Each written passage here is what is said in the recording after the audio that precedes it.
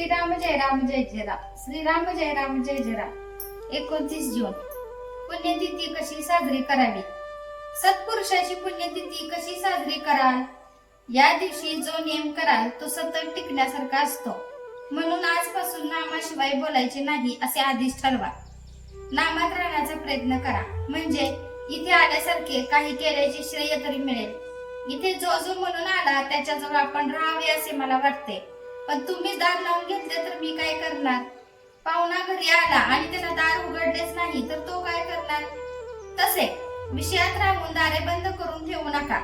नामाचा उच्चार कंठी ठेवा, म्हणजे विषयाचा घाला होणार नाही.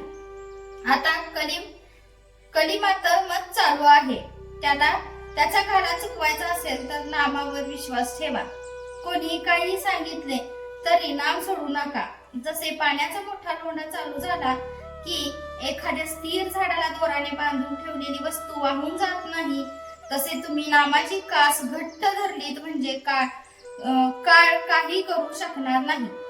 समर्थांनी नामाच्या समासात सांगितले आहे तसे नाम हेच रूप असे समजून नाम घेत चला, म्हणजे रूप दिसेल. भगवंत हा आपल्या आतमध्ये प्रकट व्हायचा असल्यामुळे नामस्मरणाच्या योगाने तो हळूहळू प्रकट होत जाणे हेच खरे हिताचे आणि कायमचे असते. डोक्यावर हात ठेवून चमत्कार होणे, काहीतरी तेज दिसणे, दृष्टांत होणे इत्यादी गोष्टी तात्पुरत्या असतात. एखादा शक्त हडकुळा मनुष्य लठ्ठ होण्यासाठी अंगाला सूज येऊ दे असे म्हणाला तर ते वेड्यासारखे होईल.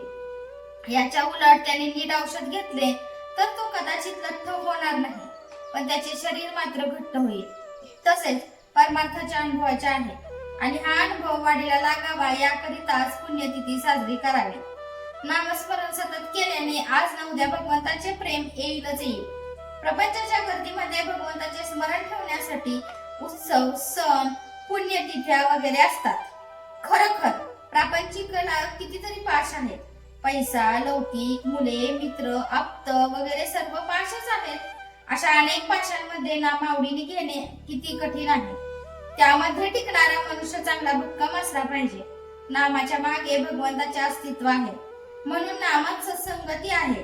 मोबदल्याची अपेक्षा न करता मनापासून नाम घ्यायचे आजच्या दिवसापासून ठरवा. जय जय रघुवीर समर्थ. आजचे बोधवाक्य: संतांचे अस्तित्व त्यांच्या देहात नसून त्यांच्या वचनात आहे.